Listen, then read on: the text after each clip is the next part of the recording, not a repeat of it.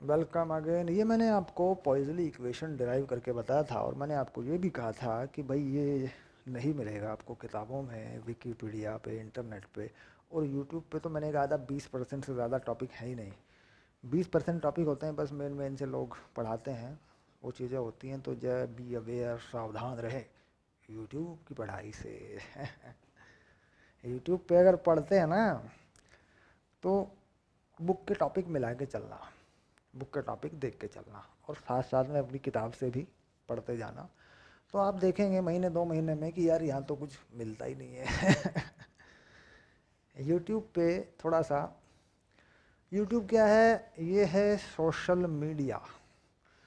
Social media पे वो चीज़ें चलती हैं जो, मतलब जिनका नाम हो, जिनको नाम से जाना जाता हो।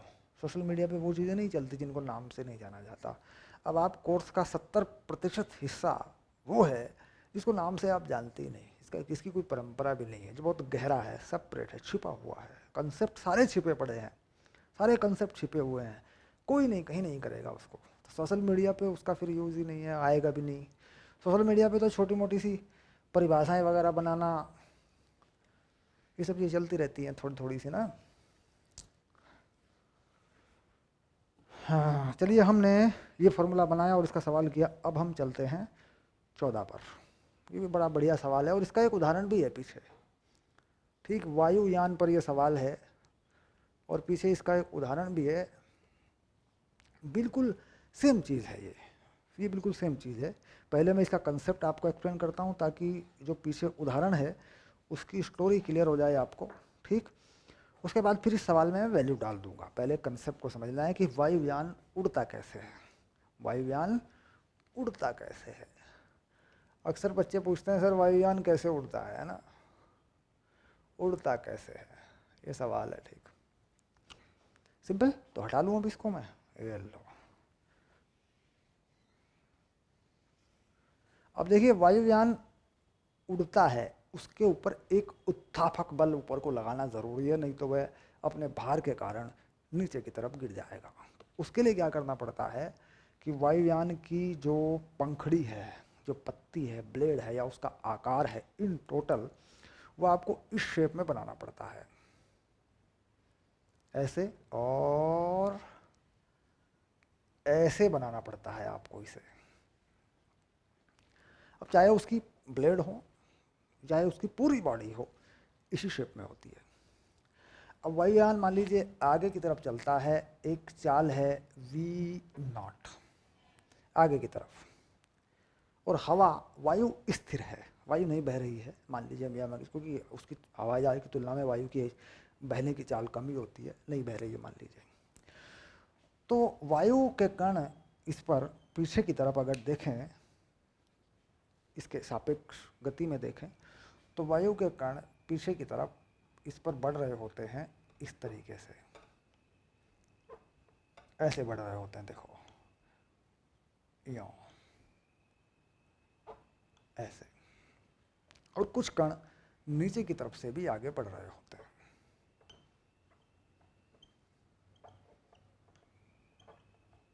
ऐसे।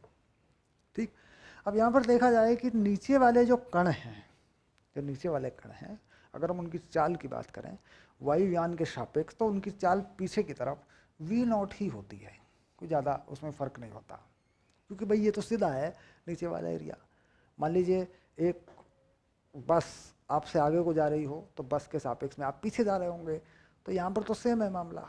लेकिन ऊपर ये नहीं है, ऊपर क्योंकि दूरी ज़्यादा हो गई है, देखिए इसको तिरछा करके घुमा के दूरी बढ़ा दी है, तो ऊपर ये चाल, अणुओं की जो चाल है वो थोड़ी सी बढ़ जाती है, डेल्टा वी हो जाती है, उसमें चाल में थोड़ी वृद्धि हो जाती है, जिसके कारण ऊपर दाब कम हो जाता है। ऊपर का दाब है पी अप और नीचे का दाब है पी डाउन, नीचे वाला जो दाब है। अब नीचे वाले दाब के हिसाब से ऊपर का दाब थोड़ा कम हो जाता है, क्योंकि बर्नौली जो कहती है, बर्नौली ये कह रही है, बर्नौली इक्वेशन की अगर चाल बढ़ती है तो दाब घटता है। अब बर्नौली पे अगर मैं लगा के देखूं इस चीज़ को तो पी अप ऊपर दाब, ठीक, प्लस हाफ रो ऊपर का वेग v nought plus delta v का square equal to p down नीचे वाला दाब और नीचे का की चाल रो वी नॉट स्क्वायर, ये हो रहा है। क्योंकि एक और पद होता है बर्नौली में जिसे हम रोजी एच कहते हैं, पोटेंशियल एनर्जी, वो सेम है क्योंकि क्षैतिज में उड़ रहा है ये, तो धरातल से ज़मीन से इसकी ऊंचाई वही है, उसमें कोई ज़्यादा फर्क होता भी नहीं है, ठीक, ये चीज़ होती है। तो इससे आप देख रहे हैं कि यहाँ एक दाब का अंतर पैदा हो गया, यानी नीचे का दाब ज़्यादा हो जाएगा क्योंकि ऊपर चाल बढ़ गई। अब यहाँ पर पी डाउन अगर लिख लूँ नीचे वाले दाब को, ठीक, और इसे ऊपर वाले को इधर लिख दूँ पी अप ऊपर वाला दाब, ठीक, तो ये क्या क्या हो गया, ये क्या बन गया हमारे पास, ये बन गया 1/2 rho v nought plus delta v का स्क्वायर माइनस वी नॉट का स्क्वायर, ये बन गया। ये वो स्पीड है जो ऊपर है और ये वो स्पीड है जो नीचे है, यानी जिससे वायुयान बह रहा है आगे की तरफ, वही लगा दो, कोई फर्क नहीं पड़ता, ठीक। तो इससे क्या मिलेगा, ये पी डाउन पी अप यानी नीचे का दाब, यानी वही है कि तूफानों में मकानों की छत, जो इस तरह के मकान होते थे टीन टाइप, उड़ जाती थी, तो ऊपर से हवा बहती थी, दाब गिरता था, मकान के अंदर भरी हुई हवा स्थिर थी, उस पर वायुमंडल दाब था, वो उठा देती थी उसको, तो उड़ जाता था, है ना, वो भी सोच सकते हैं, बड़ी अच्छी चीज़ थी, वो भी बड़ा समझने की बातें हैं। तो ये डेल्टा पी तैयार हुआ ऐसे, ठीक, और ये आ गया 1/2 रो। अब इन वेलोसिटीज़ को इसे कर लो v1, इसे कर लो v2, तो ये हो गया देखो v1 का वर्ग माइनस v2 का वर्ग, ये लो सिंपल। ऊपर वाली को क्या मान लिया v1, नीचे वाली को क्या मान लिया v2, और हवाई जहाज कितनी हो गई है, कह रहा है ये भी v2 ही हो गई, फिर इसको भी v2 भी इस्तेमाल कर लो, कोई दिक्कत ही नहीं है, ये लो, ठीक, लगभग बराबर है। अब इसमें बल्कि ये दिया है ऐसा तो लगाएं, सामान्य से मैंने लगा लिया, लेकिन अगर ऐसा दिया है तो लगाएं, और अगर नहीं दिया है तो फिर सवाल कर लेंगे अपना, कोई दिक्कत, जो भी है उसके हिसाब से लगा लेंगे। यहाँ पर ऊपर और नीचे वाली लगेंगी, दैट इज नॉट, यहाँ पर जो भी है वो उसके हिसाब से, क्योंकि वो तो यहाँ लगेगी नहीं ना, देखो ये तो नहीं लगेगी, यहाँ एक नीचे वाली एक ऊपर वाली ये लगेंगी, ठीक। अगर ये बराबर दे रखी है तो लगा लो, नहीं तो फिर प्रश्न में दिया होगा नीचे क्या है ऊपर क्या है, ठीक। अब वो लगा दिया, एक ऊपर वाली एक नीचे वाली चाल लगा दी, हवा की चाल, आपेक्षिक चाल जो है वायुयान के। ये क्या है, वायु का घनत्व है, जो वायु बह रही है उसका घनत्व हो गया रो, तो फार्मूला तो तैयार हो गया। अब इसमें कह रहा है ये जो दाब है, अगर हम इसे, क्योंकि ये दाब नीचे से ऊपर की तरफ आ गया, ये दाब आ गया नीचे से ऊपर की तरफ, डेल्टा पी, हमने देख लिया कि नीचे का दाब ज़्यादा है, ऊपर हवा तेज चल रही है, दाब कम है। तो इस दाब को अगर मैं क्षेत्रफल से गुणा करता हूँ, जितना भी क्षेत्रफल है पंखड़ी का नीचे की तरफ, तो बल बन जाएगा। तो बल हो गया एफ अप, ऊपर की तरफ बल क्या बन गया, डेल्टा पी और क्षेत्रफल, ये क्या है क्षेत्रफल, पंखड़ी के पृष्ठ का वो क्षेत्रफल जो नीचे से देखने पर दिखता है, यानी जिसपे ऊपर को बल लगेगा, ठीक। तो कुल मिला के सवाल पूरा हो गया, लॉजिक क्लियर हो गया, आप समझ लीजिए। अब इसमें वैल्यू डाल देते हैं, ठीक, ओके। तो डेल्टा पी की ये वैल्यू यहाँ लगा देते हैं, क्षेत्रफल लगा देते हैं, आगे बढ़ा देते हैं मामले को। 1/2 रो v1 square minus v2 square और क्षेत्रफल a, ऊपर की तरफ लगा हुआ बल हो गया, यहाँ पे लिख देते हैं f ऊपर की तरफ, बस हो गया, a हटा दो, लो सिंपल है, लो बात समझ में आ गई, काम खत्म। अब सवाल पढ़ के वैल्यू डाल दें, ठीक है, सवाल पढ़ के वैल्यू डाल देते हैं। तो क्षेत्रफल है 2.5 मीटर स्क्वायर, ये वैल्यू लग गई 2.5 मीटर स्क्वायर। वायु का घनत्व 1.3 है, 1/2 1.3, अधिकतम न्यूनतम चाल एक 70 है, एक 63 है, तो यानी 70 है ऊपर वाली, 63 है नीचे वाली, बस 2.5, ठीक। इसको हल कर लेंगे। हल करने के लिए क्या है, यहाँ पे एक वो कर लेते हैं, गुणनखंड लगा लेते हैं, a + b a - b, उसकी भी, क्योंकि वो बड़ी मदद करता है वो बीजगणित वाला फार्मूला। तो ये हो गया 70 और 63, तो लिख देंगे 70 प्लस 63 63 और 70 माइनस 63। देखो लग गया बीजगणित का गुणनफल कि नहीं, 2.5। इसको हल कर लेंगे, जोड़ लेंगे, गुणा कर लेंगे, उत्तर आ जाएगा 1.5 10⁻³ न्यूटन। 1.5 10⁻³ न्यूटन, ये उत्तर आ जाएगा। ठीक, सिंपल हो गया। बिल्कुल ऐसा ही एक उदाहरण है पीछे, कौन से नंबर का उदाहरण है बताता हूँ, उसे होमवर्क में कर लेना तुम लोग, है ना। देखो मैं दिखाता हूँ तुम्हें, हवाई यान वाला एक उदाहरण का नंबर बताता हूँ, उसको कर देना है। ये रहा, किसी पूर्णतः भारित बोइंग विमान की शांति इतनी इतनी है, इसका कुल पंख का क्षेत्रफल इतना इतना है, निश्चित ऊंचाई इतने इतने पर उड़ रहा है। पंख की ऊपरी नीचे पृष्ठों के बीच दबाव अंतराकृत कीजिए, निचले पृष्ठ की तुलना में ऊपरी पृष्ठ की वायु चाल में आंशिक वृद्धि आकलित कीजिए। ये सवाल है। ठीक, उदाहरण नंबर 10-8 है, इसको पढ़ना जरूर, इस सवाल को पढ़ना इसलिए छोड़ रहा हूँ कि तुम लोग इसे कर लेना, सेम है, वैल्यू डालनी है बस, 10-8। ठीक, ये दाब लगाया ऊपर की तरफ, ये बल लगाया ऊपर की तरफ, ये एफ अप, ये किससे संतुलित होता है, ये होता है भार से, mg से। क्यों? क्योंकि वायुयान का भार होता है नीचे की तरफ, ये बल होता है ऊपर की तरफ, तभी उड़ पाएगा हवाई जहाज, नहीं तो गिर जाएगा नीचे। ठीक, तो इस सवाल को जरूर कर लेना। सेम, बिल्कुल सेम सवाल है जो कहता हूँ, कोई झंझट नहीं है।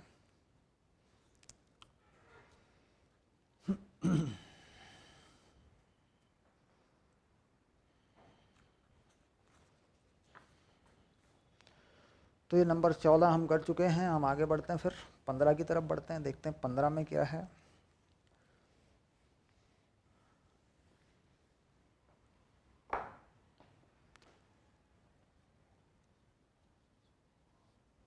ओके,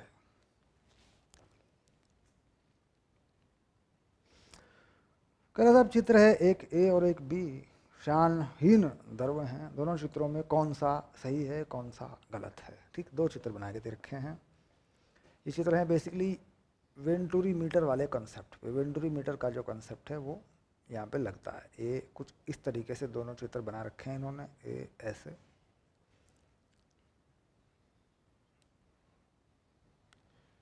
ए ऐसे बना रखे हैं। देखो एक चित्र ये है ऐसे, ये है चित्र नंबर ए। चित्र नंबर ए में कोई पानी बह रहा है और यहाँ ऊंचाई जो है, दो नलियाँ लगाई हुई हैं, एक यहाँ पे है, ये दरअसल ऊंचाई देखने के लिए होती है। यहाँ पर पानी का तल इसमें कम लिया है और इसमें ज़्यादा लिया है, ऐसे। ये जो है ये पानी इसमें भरा हुआ है, ऐसे, ये वाली चीज़ है, ये पूरा द्रव्य कोई बह रहा है ऐसे, है ना, ऐसे द्रव्य बह रहा है इसमें। यहाँ पर भी ऐसे ही कुछ है, ये देखो। ठीक, दूसरी में इसका उल्टा किया हुआ है, बी में जो किया है इसका उल्टा किया हुआ है। अब बी में क्या किया हुआ है, बी में उल्टा कर दिया। हाँ, अब ये इसमें उल्टा कर दिया। यहाँ पर ऊंचाई रखी, यहाँ पर भी ऊंचाई रखी, और इस ऊंचाई को ज़्यादा कर दिया। ठीक है, पक्का, ऐसे, और साहब इस ऊंचाई को कम कर दिया, ऐसे। ये बी है। ठीक, तो कौन सा सही है इनमें, कौन सा सही है कौन सा गलत है। ठीक, कौन सा सही नहीं है ये कह रहा है वो, कौन सा गलत है। अब देखो क्या होता है, यहाँ पर एरिया ज़्यादा है और हम कहते हैं शांत तत्व का समीकरण ए बी बराबर कांस्टेंट है। अगर यहाँ पर एरिया ज़्यादा है, इसका मतलब चाल कम है। चाल अगर कम होती है तो दाब ज़्यादा होता है, क्योंकि यहाँ पर बर्नौली काम करती है, हाफ रो वी स्क्वायर, और ये P इक्वल टू कॉन्स्टेंट। अब अगर चाल ज़्यादा होती है दाब कम होता है, इसका मतलब यहाँ पर चाल कम है, एरिया ज़्यादा है, चाल कम है। देखो एरिया बड़ा है, चाल कम है, चाल कम हो गई। चाल कम होने से दाब बढ़ जाएगा, दाब होने से ये तल इसके ऊपर होना चाहिए, जैसा कि यहाँ है। ठीक, तो ये सही है, ये गलत है। ठीक, डन हो गया। यहाँ पर चाल ज़्यादा है, दाब कम है, तो ये तल नीचे होना चाहिए, क्योंकि दाब की वजह से ही पानी ऊपर चढ़ता है, जो भी दाब होता है उसी की वजह से चढ़ता है। तो ये सही है, ये गलत है। ओके, ये देखो सही है। ठीक,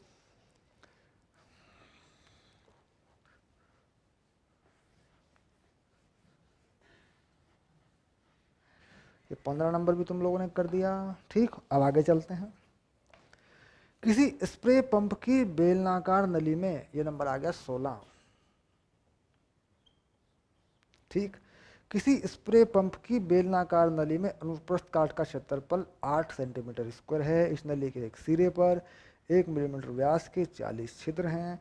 यदि नली के भीतर द्रव में प्रवाहित होने वाले दर इतने इतने हो, तो छिद्रों से होकर जाने वाले द्रव का निष्कासन चाल क्या होगी। अब देखिए, बेलनाकार का अनुप्रस्थ काट का क्षेत्रफल 8 सेंटीमीटर स्क्वायर है, ये अलग बात हुई।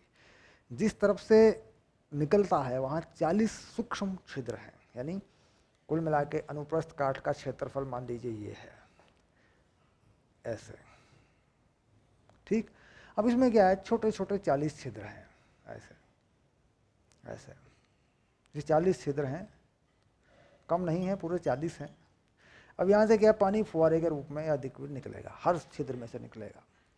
और ये पूरा जो क्षेत्रफल है ये 8 है, 8 सेंटीमीटर स्क्वायर है। तो हमारा कॉन्सेप्ट क्या है, हमने चाहिए कि भाई यहाँ जो पानी की चाल है वो हमें मिल जाए। तो फ्लो रेट, प्रवाह दर, ठीक, वो हमें ज्ञात है। वो कितनी है, 1.5 घन मीटर प्रति मिनट। तो ये होती है Q, ये होती है AV, ऐसे। चाल मांग रहा है आपसे, ठीक, होकर निष्कासन चाल बताइए। तो Q कितना दिया, 1.5 प्रति मिनट, तो सेकंड में बदल लो, देखो ये हो गया सेकंड। 1.5 प्रति घन मीटर प्रति मिनट है तो प्रति सेकंड हो गया। एरिया 40 का है, भाई छोटे छोटे कितने छिद्र हैं, 40। एक छिद्र का कितना है, एक छिद्र की जो त्रिज्या है वह 1 मिलीमीटर है, तो इसे कर देते हैं पाई, और 1 मिलीमीटर को बना देते हैं 1/1000 मीटर में, स्क्वायर हो गया पाई आर स्क्वायर। ये हो गया V, बस यहाँ से V निकाल देते हैं, उत्तर आ जाएगा। ठीक, कितना उत्तर आ रहा है बस देख के लिख देंगे, तुम लोग सॉल्व कर लो इसको गणित में अपने। 10-16, ठीक, 10-16 को फाइनल कर देते हैं, ये लो, ये आ गया 0.64 मीटर प्रति सेकंड, यानी यहाँ से जो V का मान आता है 0.64 मीटर प्रति सेकंड। डन, ओके, ठीक। अब दो छोटी छोटी चीज़ें मैं बताऊंगा यहाँ पे आगे, क्योंकि उनके सवाल हैं, आगे आगे उनके सवाल हैं। मैं आपको 2 चीज़ें बताऊंगा, एक बताऊंगा आपको वेंटुरी मीटर, और एक बताऊंगा आपको मैं टॉरिसिली। ठीक, 2 चीज़ें बताऊंगा आपको मैं, ठीक है। छोटी छोटी चीज़ें हैं ये भी, कोई बड़ी चीज़ नहीं, पर इनको पढ़ लो एक बार, तो ऐसे अपने आप भी आप पढ़ेंगे तो आई थिंक कोई मुश्किल चीज़ नहीं है। ठीक है, दोनों बता देता हूँ मैं आपको। ये रहा देख, जल का बहिर्वाह का फार्मूला है टॉरिसिली, थ्योरी में भी मैंने बताया होगा, हल्का फुल्का यहाँ पे बता दूंगा मैं, कोई चीज़ नहीं है। और एक है वेंटुरी मापी, दोनों को मैं ले लेता हूँ, ठीक है।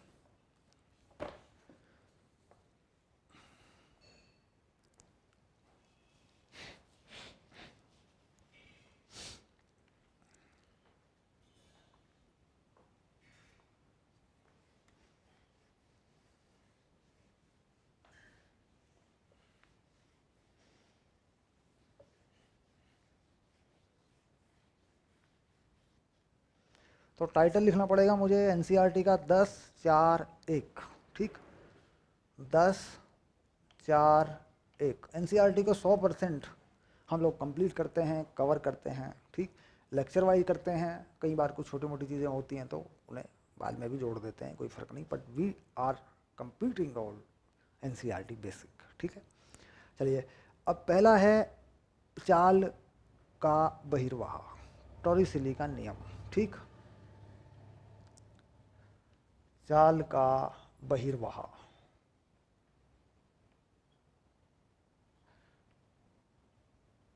टॉरिसिली का नियम। अब ये मात्रा देखनी पड़ेगी मुझे, कैसी लगाई है मैंने, टॉरिसिली टॉरिसेली, टॉरिसेली है, देखा होगा ना, उल्टा ही जाएंगे, टॉरिसेली।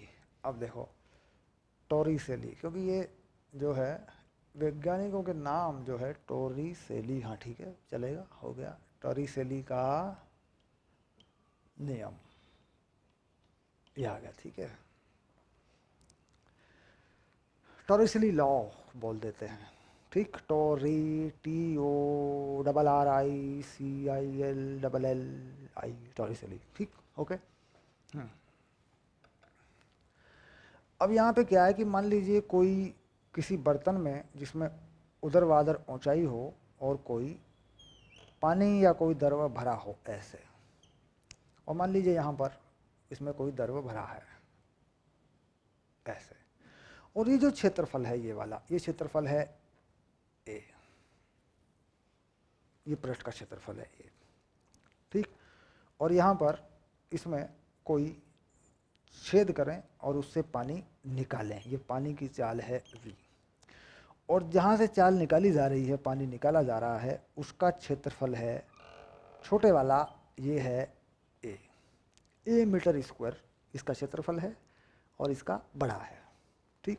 तो यहाँ पर हम बाद में ये बात भी कर सकते हैं कि साहब A बहुत बहुत बड़ा है A से, लेकिन ये बाद की बात है, ये बात की बात है, पहली बात नहीं है, पहले हटा लो इसको, ठीक। हो सकता है हो सकता है ना हो, ठीक। शांता नहीं है, यानी सीधे सीधे मामला बर्नौली वाला है, बर्नौली से लग जाएगा, ठीक। अब यहाँ पर देखिए इस तल पर जहाँ पर ये छेद है, जहाँ से पानी निकलता है, इस तल से ऊपर और पानी की जितनी गहराई है इसके ऊपर, उसको हम मान लेते हैं H, ऐसे, ठीक।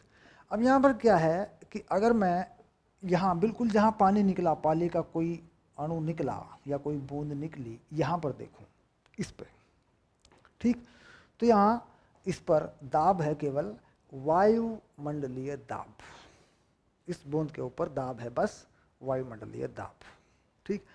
अगर मैं यहाँ देखूँ इस जगह पे, ठीक, यहाँ पर ये बूंद शुरू हुई है बहना आगे की तरफ एक चाल से जो कि V के बराबर है, लेकिन यहाँ का पानी, यहाँ वाला जो पानी है वह पानी लगभग ना के बराबर बह रहा है। अब मान लीजिए मैं कहूँ कि साहब ये जो तल है ये भी नीचे की तरफ खिसक रहा है ऐसे U से, भाई ऊपर से पानी नीचे आ रहा है तभी तो इसमें से निकल रहा है, और ऐसे में जो सांतत्य या कॉन्टिन्यूटी इक्वेशन है, फ्लो रेट आयतन प्रवाह का, वो लागू है, क्योंकि इधर से जो पानी जितना आता है उतना इधर से निकलता है, एक सेकंड में या एकांक समय में जितना पानी यहाँ से नीचे घटता है उतना ही निकलता भी है। तो इसका मतलब लिख सकते हैं AU AV, ये लिख सकते हैं, ठीक। अब अगर यहाँ पर हम लगा दें बर्नौली, इसमें यहाँ पर इस पॉइंट पर जहाँ पे शुरू किया है चलना, थोड़ा पीछे हटा लो इस पॉइंट को ना, यहाँ शुरू कर ले, यहाँ कर लेते हैं ऐसे, ठीक। तो यहाँ से अगर हम बर्नौली लगा लें इस पर, यहाँ चाल बना लें, वायुमंडल दाब बना, तो यहाँ पर जो दाब है पूरा, अगर हम उसकी बात करें वह कितना है, ठीक, और यहाँ पर जो चाल है वह कितनी है, अगर हम चाल की बात करें, ठीक। तो जिस चाल से ये घट रहा है दैट इज यहाँ पर और यहाँ पर, ठीक। तो यहाँ पे लगाते हैं मान लीजिए पहले, तो चाल घट रही, तो ये यहाँ पर नहीं, ये चीज़ सेम है लगभग, लेकिन इसी पाइप में अंदर गया चाल एकदम बहुत बढ़ गई, है ना।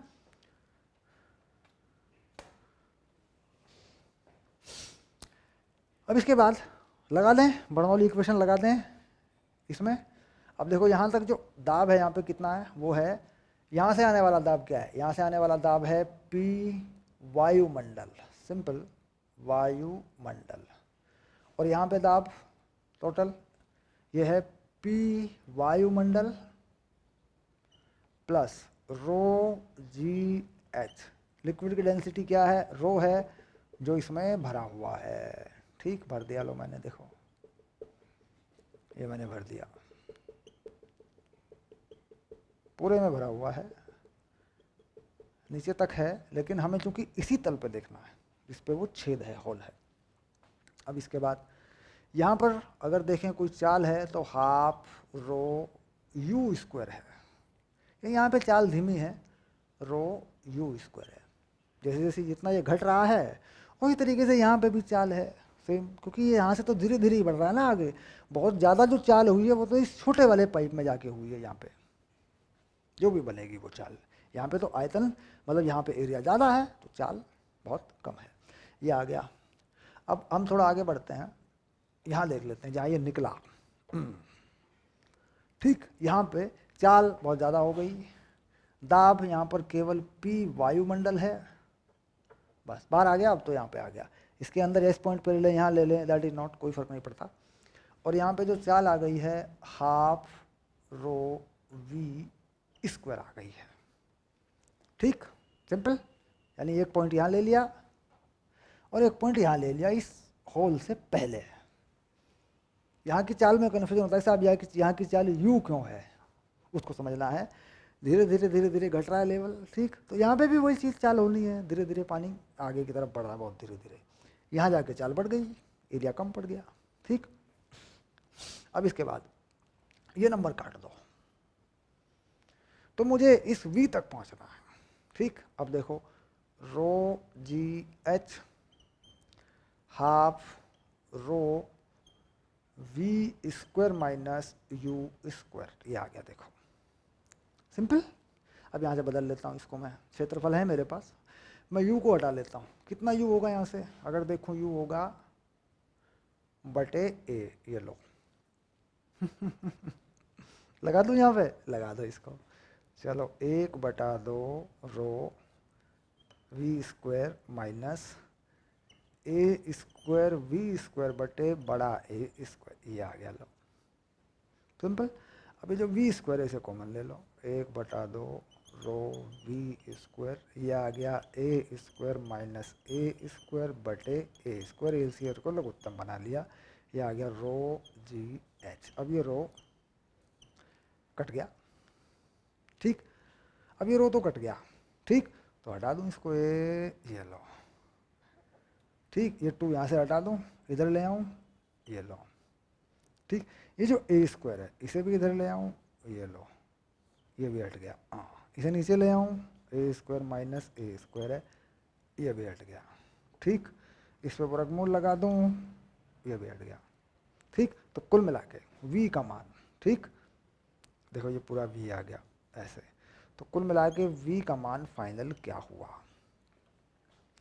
a बाहर आ गया, ये लो a बाहर आ गया, वर्गमूल लग गया ऐसे, ठीक।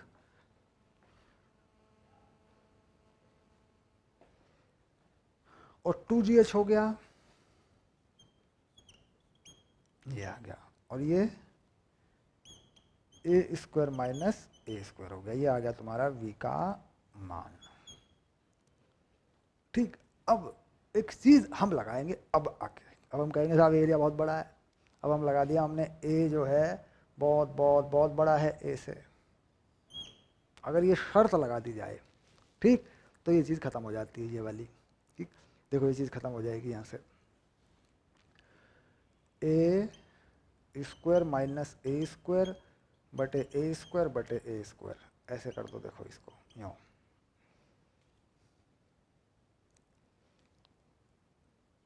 ऐसे, यही तो था मामला भाई। इसको ए स्क्वायर बनाएं, पर इसको ए स्क्वायर कैसे बनाएंगे, इसके अंदर ले जाते हैं, इसको अंदर ले जाएंगे, इसके नीचे भी ला सकते हैं इसको, तो ऐसा बन के देखो, तो ये हो गया 1 माइनस ए बटे ए का स्क्वायर। अब देखो ए बटे ए क्या है, मैं कहूँ ए बटे ए क्या है, ये शर्त लागू है, ये क्या है लगभग 0, देख लो तुम, ये बहुत छोटा है ये बहुत बड़ा है, तो लगभग 0 हो गया, तो नंबर खत्म हो गया, ठीक। तो कुल मिला के अगर ये शर्त लगा दी जाए तो कुल मिला के आ गया, क्या लिख देंगे, यदि ए बहुत बहुत बड़ा है ए से, तो b का मान हो गया वर्गमूल 2gh, ये रहा देखो, यानी कितनी चाल से पानी निकलेगा या कोई द्रव्य निकलेगा, उसके लिए उसमें उच्च ऊंचाई की आवश्यकता होती है। ये जो ऊंचाई होती है ऊर्ध्वाधर ऊंचाई, तिरछी ऊंचाई नहीं, ऊर्ध्वाधर ऊंचाई, ऊपर की तरफ की ऊंचाई, ठीक।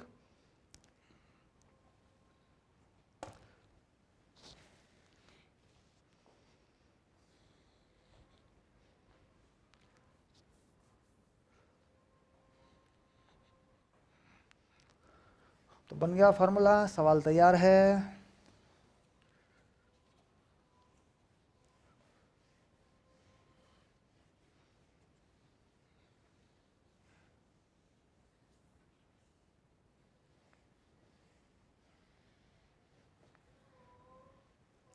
अब ले लेता हूं तुम्हारा वेंटूरी मापी। वेंटूरी मापी, ये पॉइंट क्या है? पॉइंट है एनसीईआरटी में। अबे भाई इधर ला के देख लेते हैं, तुम भी देख लो। 10 4 2 है वेंटूरी मापी। 10 4 2 वेंटूरी टूरी मापी, ठीक। वेंचुरी मीटर बोल देते हैं, वेंचुरी मीटर, वेंटूरी मीटर बोल देते हैं, कोई बड़ी चीज़ नहीं है, ठीक है। ये भी 2 4 मिनट की बात है, अभी इसको ख़त्म कर देते हैं, फिर सवाल वाल आएंगे इस पर तो करेंगे।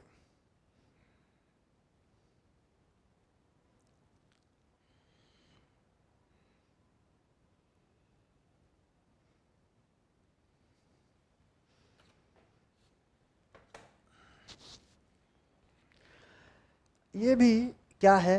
क्यू मापने की विधि है, क्यू मापने का एक यंत्र है, ठीक।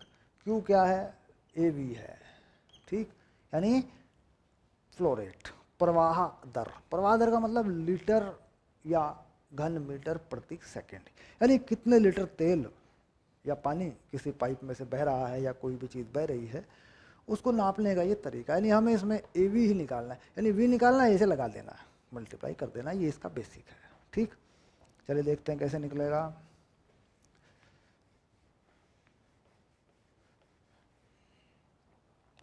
तो सबसे पहले बना लेते हैं वेंटूरी मापी। कैसे बनेगा? बिल्कुल सिंपल सी बात है, कोई ज़्यादा झंझट नहीं करना। मान लीजिए इसमें जो यहाँ पर एक्चुअली जो चित्र दिया है ये नहीं है, बल्कि पूरा बना के दिखाऊंगा।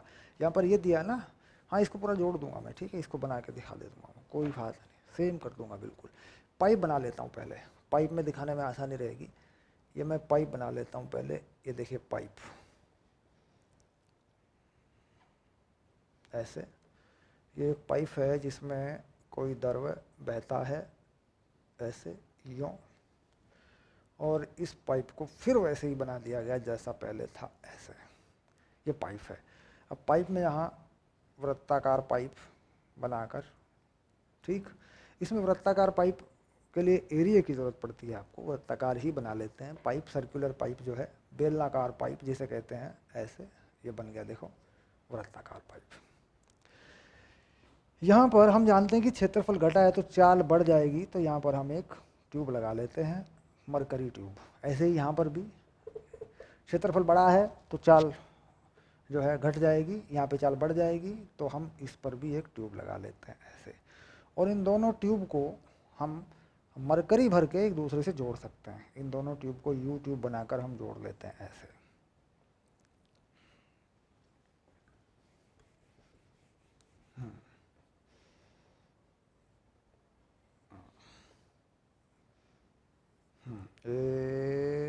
ये इस पे जोड़ा और ये इस पे जोड़ा, ऐसे, ओके। अब यहाँ पर हम ये दिखाते हैं कि भाई इसमें जो बहने वाला द्रव है वो है। अब यहाँ देखो, यहाँ दाब कम है, यहाँ दाब कम है, वेग ज़्यादा है, यहाँ दाब ज़्यादा है, तो इसको नीचे ले लेते हैं, ऐसे। क्योंकि ये दाब ज़्यादा है तो ज़्यादा दबा देगा पारे को, और ये थोड़ा ऊपर है तो ये पारे को इधर से दबा के ऊपर चढ़ा देगा। तो ये पारे के स्तरों में फ़र्क आ गया। ये क्या है? मरकरी है, नीचे मरकरी है, तो जहाँ मरकरी है वहाँ मरकरी दिखा देते हैं, वहाँ मरकरी दिखा देते हैं, ठीक है। कोई ऐसा रंग ढूंढ के लाते हैं जिससे मरकरी दिखाई जा सके। चलिए यही भर देते हैं, इसमें नीला ही रंग भर देते हैं। ये देखो, ये मरकरी है, ठीक है, ये मरकरी भर देते हैं, ये मरकरी पारा, ये है पारा,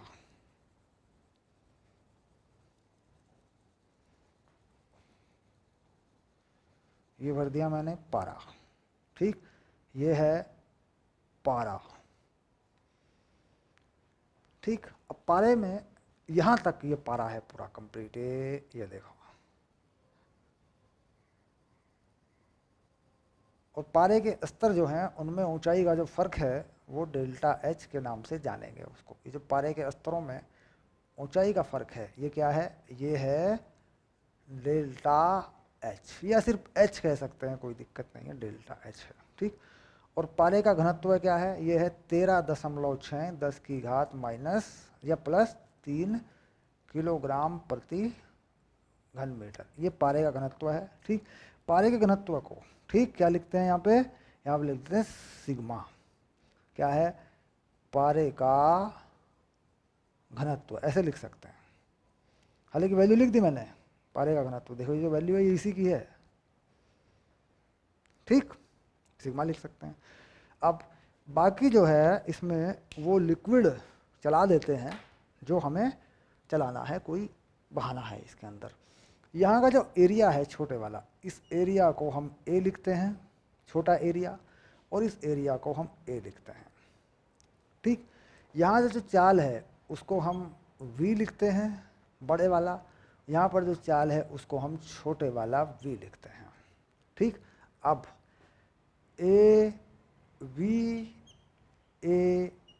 ये सांतत्य का समीकरण है। यहाँ पर जो चाल है, या इन चालों को तुम v1 v2 लिख लो, क्योंकि कन्फ्यूज़न हो जाएगा। बड़ा v एक्चुअली हम दूसरे तरीक़ों से भी मान लेते हैं, v1 लिख लो, इसको v2 लिख लो, कोई दिक्कत नहीं, ठीक।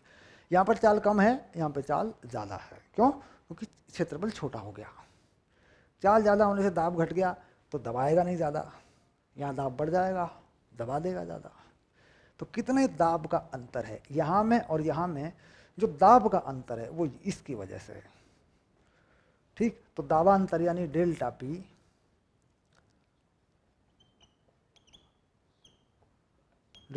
ये है सिग्मा जी एच, बस सिग्मा जी डेल्टा एच,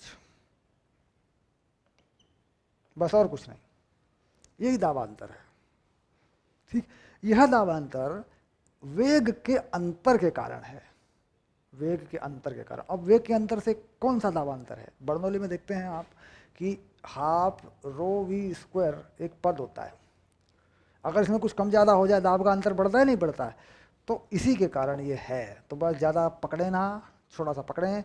यहाँ पर चाल कितनी है, हाफ रो, ज़्यादा कौन सी है, ये वाली है, तो ये कर देंगे v2 square minus v1 square, ये बन गया दाबांतर, ठीक। और ये किसके बराबर है, सिग्मा जी डेल्टा एच, ये रहा दाबांतर, यहाँ दिखाई देगा आपको। बाकी किसी चीज़ की ज़रूरत नहीं है, ठीक। पद लगाएं बर्नौली में, लगा लें ना लगाएं कोई फर्क नहीं पड़ता। अब यहाँ पर ये रो किसका है, ये रो इस द्रव्य की का घनत्व है जो बह रहा है, द्रव्य का घनत्व, क्योंकि ये लगेगा बर्नौली में जो द्रव्य बह रहा है, तो ये लग गया रो ए, ये लो ए, ये लग गया रो, सिंपल। अब यहाँ पर मैं यहाँ से हटा देता हूँ इस चीज़ को, देखो मान लीजिए मुझे v1 चाहिए, सपोज करो मुझे v1 चाहिए, तो v2 को हटा देता हूँ, यहाँ पे देखो इसे ठीक कर लेता हूँ, a v1 और ये v2। मान लो मुझे v1 चाहिए तो v2 को हटा देता हूँ, और v2 चाहिए तो v1 को हटा देता हूँ। मैं यहाँ पर देखिए क्या v2 हटाऊँ कि v1 हटाऊँ, तुम बताओ, ठीक। मैं क्या करता हूँ, v1 हटा देता हूँ, v1 है a v2 बाई बड़ा ए, ठीक। इस v1 को हटा देता हूँ, v1 है a v2 बाई बड़ा ए, और इसका स्क्वायर है ए ऐसे और ए ऐसे, बस अब तो ठीक है। अब ये v2 बाहर ले लेता हूँ, ये लो, ये हो गया ए स्क्वायर माइनस ए स्क्वायर बटे ए स्क्वायर, बिल्कुल सरल, ये आ गया सिग्मा जी डेल्टा एच। सिग्मा पारे का घनत्व है जिसके कारण दाबांतर आया, रो बहने वाले द्रव्य का घनत्व है, ठीक। तो कुल मिला के मुझे यहाँ से ये V2 मिल गया, देखो ऐसे, ये V2 मुझे यहाँ से मिल चुका है। कितना V2 मुझे मिल गया जरा देखें एक बार, V2, ठीक। वर्गमूल लगा लेते हैं पहले से ही ऐसे इसका V2 का, क्योंकि वर्ग है इस पर वर्गमूल लगा सकते हैं। तो ये जो A है ये बिल्कुल बाहर आ जाएगा वर्गमूल से, ये देखो ऐसे, क्योंकि इसका स्क्वायर है, और ये जो पद है ये पूरा नीचे चला जाएगा, a square minus a square, वर्गमूल के अंदर ये नीचे चला जाएगा, ठीक। उसके बाद सिग्मा डेल्टा जी एच ऊपर 2 के साथ, 2 सिग्मा जी डेल्टा एच, और इसके साथ ये रो नीचे आ जाएगा, ये देखो सिंपल, ये नीचे चला गया, वो नीचे चला गया, वो ऊपर आ गया, वो वर्गमूल से बाहर आ गया, 2 उधर हो गया, ये पूरा वर्गमूल के अंदर जाएगा, क्योंकि v का 2 का स्क्वायर होना है, सॉल्व करें, ये बन गया। अब प्रवाह दर यानी q क्या होगा, ये होगी v2 निकाला है a v2, यही तो है प्रवाह दर, इसे तो कहते हैं q। तुमने क्या निकाला v2, है ना, तो a v2 है, तो यानी इसको एक a से गुणा कर देंगे छोटे वाले से, v2 तो ये है ही, तो ये आ गई a, फिर से वर्गमूल लगा देंगे, वर्गमूल में लिख देंगे 2 सिग्मा जी डेल्टा एच, और नीचे रो a square minus a square, ये हो गया फार्मूला, और ये तुम्हारा फॉर्मूला बन गया, ठीक। सिग्मा पारे का घनत्व है, यानी जो भी यहाँ भरा हुआ है उसका घनत्व है, रो जो बह रहा है उसका घनत्व है, ए बड़ा एरिया, छोटा ए छोटा एरिया, ठीक, ये रहा एरिया। तो ये क्या आ गया, प्रवाह की दर, आयतन प्रवाह की दर। आयतन प्रवाह की दर निकालने से क्या होता है कि नप जाता है कोई भी लिक्विड, कोई भी द्रव बहता है वो नप जाता है, जैसे मतलब पेट्रोल पंप पे तेल लेते हो ना तो नप जाता है इससे, यही यही यही तरकीब वहाँ काम करती है, यही टेक्निक वहाँ काम करती है, इससे नप जाता है तो पता चल जाता है कितने लीटर पर सेकंड के हिसाब से वो तेल ले रहा है, तो उस हिसाब से फिर फीस लग जाती है, पैसे लग जाते हैं, ठीक।